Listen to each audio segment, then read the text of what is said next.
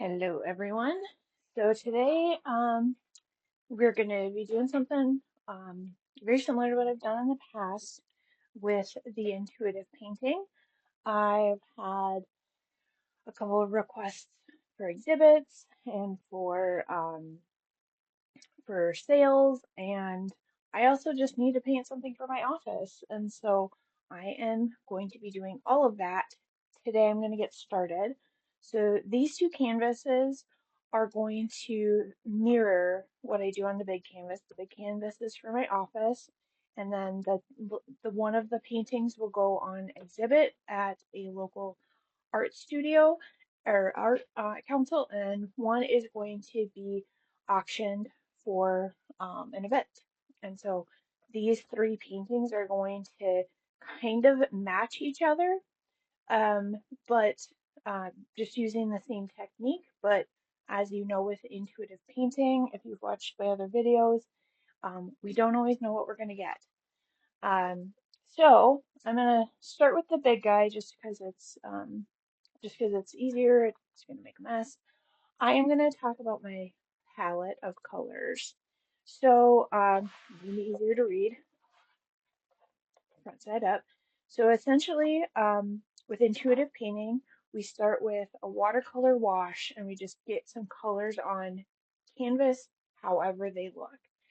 My main colors are going to be blues. I'm going to do some blue waves and then fill in with some of the teals and greens. Some of these I've used before, some of these are brand new, I've never opened, and so I have absolutely no idea what they're gonna look like, and we're just gonna basically play with that. That's kind of what makes intuitive painting fun. I do have ultramarine blue, which is definitely one of my more favorite colors to use. I've also got some cobalt blue. This is Viridian green. Um, it looks teal on the package. We don't actually know what it's going to look like. If this doesn't turn out teal on here, I might not use it. I just might mix my blue and my green. And then permanent green and a sap green. Um, the acrylic green that I have is a little bit lighter, so that's why I'm incorporating this color. Normally I wouldn't do more than two colors, but I just happen to have these um, laying around, and so I just kind of figured I'd mix and match. But these two, I have colors like this in acrylic, so those are going to be kind of my most important colors. And then if I can make this work, I will. And likewise with these, I already use those, so I know what those colors look like. So to get started, I'm going to just create my palette with this color and oh dear, and welcome to being live online. So I'm just adding a teeny tiny bit of each of these colors to this, and then I'm going to be adding copious amounts of water to each of them. So I can tell, yeah, the ultramarine looks a little darker than my cobalt. That's perfect. That's what I wanted. And then I've got this mysterious Viridian that I don't know what it is. It's not even opened. So I'm opening that, seeing what we got in. And in case you wonder about my towel, I kind of store all my paints on this towel so I don't mess up my office. And then that was the Viridian green. Honestly, it looks like a forest green. So we don't know if I'm going to be using that. Here's the permanent green. Nice shade of green. Don't, I mean, with these colors, I'm sensing water and forest, but you know, who knows what we're going to end up with.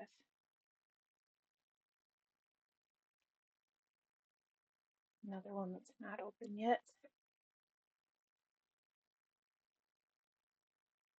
So yeah, just a very, like a lighter green.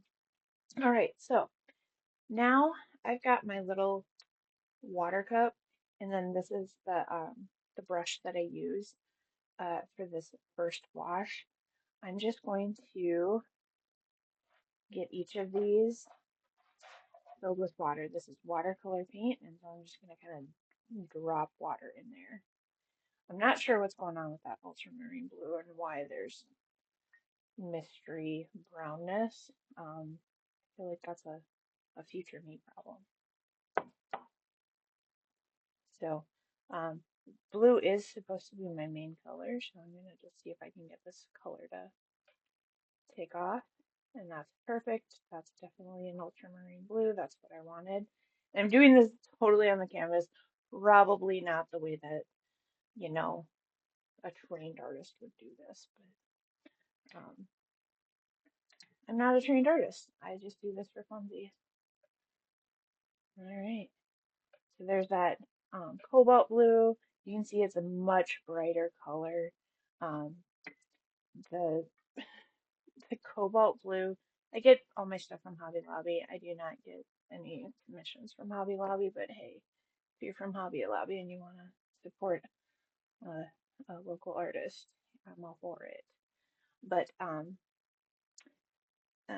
this cobalt blue was on sale, so I don't know if it was like old or like why it was on sale, but I got I got it for a deal.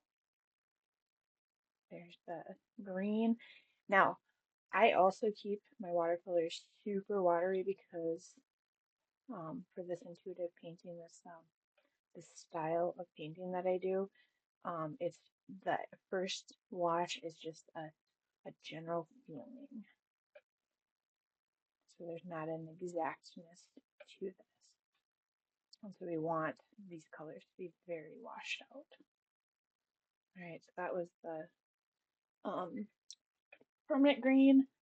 And that these two colors are, you can see that these are a little bit more opaque than these. So that's something that might come up as an issue as I'm painting. I might need to have more um, of the opacity instead of, so there we go. There's my color palette. This isn't quite as teal as I wanted, but it's okay. It'll work. All right, so just moving my palette off to the side. Yeah, I have some water in here, and yeah, there's some color to it. It's not a huge deal. So I'm gonna start with my darkest color, which is that I think it was the ultramarine blue, and I'm just gonna get just a little bit of this color on the canvas. Oh, that's perfect. That's exactly what I want.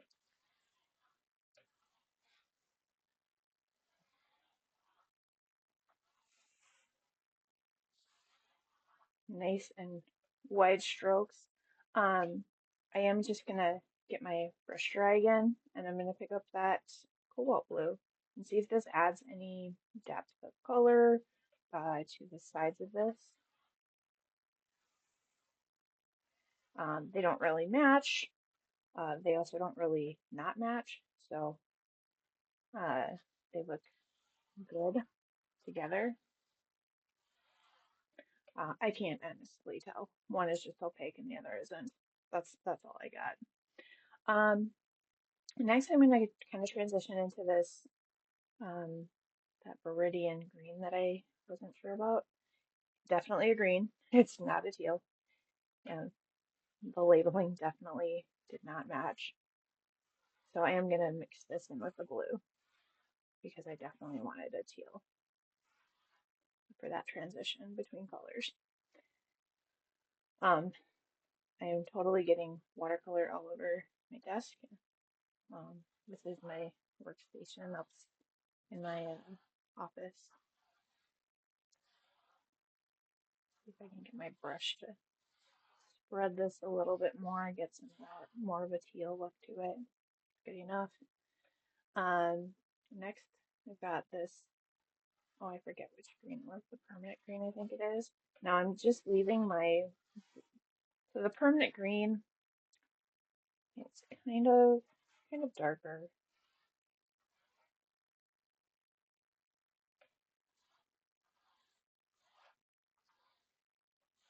I do want to get that curve. Um, I wanted to keep that wave look going, but this is 100% straightening out, and that's okay. That is what intuitive painting does. It definitely takes on a shape of its own. I can tell you right off the bat, I do not like this lime green color, but that's okay. So I'm just going to mix that in with that darker green. For some reason, that corner just didn't keep the wave. That's okay. And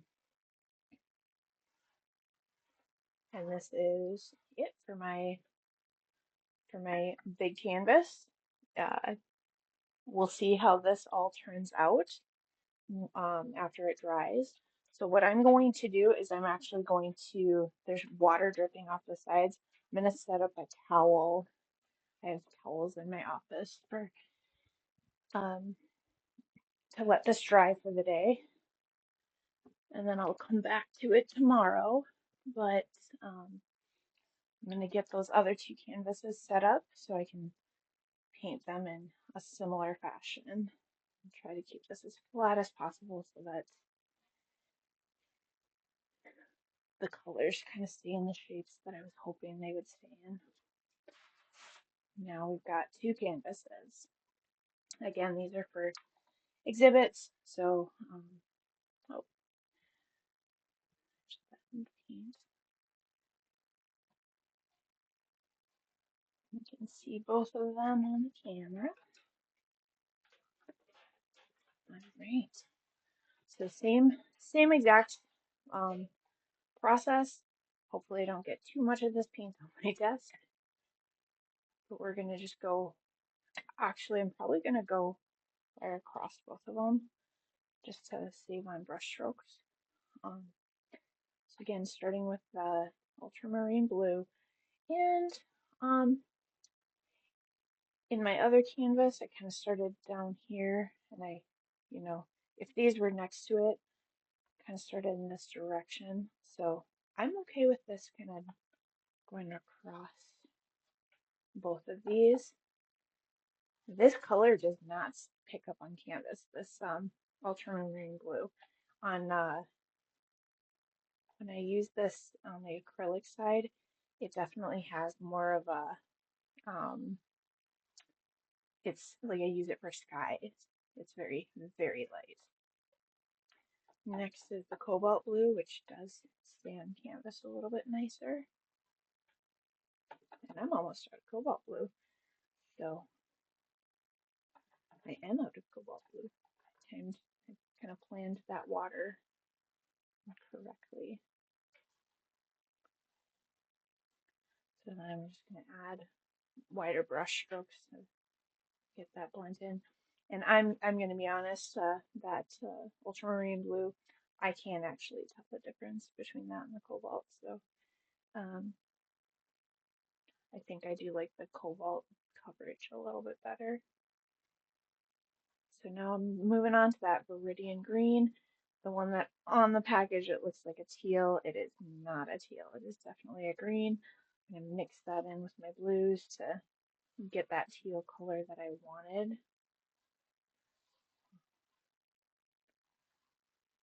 And on the acrylic side, I can always put that in there. Just get my, oops, I just got water on my brush, that's okay. Next is the permanent green, and this is gonna have to go far because I have almost none of the ugly green left. So this is gonna have to go a little bit further, and I might need to actually get some of that Viridian green on here, and I think I'm gonna have to do that. So we're gonna add a little bit more Viridian green in the middle here, just because I'm running low.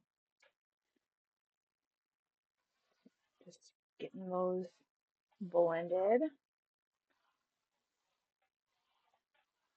and seeing how we get that. Now, I very little of this like lime green color. It's not my favorite anyways, so I might have to do some copious amounts of mixing to get this to go. And you can see these paintings turned out completely different than that bigger one. So That is, I guess we're going to be adding more of this guy. So they ended up quite a bit different, and that is what intuitive painting does. It's very different. We don't always get what we wanted out of it. You kind of don't go in with a plan. You just get the color on canvas and hope for the best. So everything has paint on it, and that's what we want. So this is it for the day. I'm gonna let these dry for about 24 hours, and then I'll come back to this. Oh my gosh, I have so much paint on my desk. We'll come back to this tomorrow and start adding that first layer of acrylic painting. Have a great rest of your day.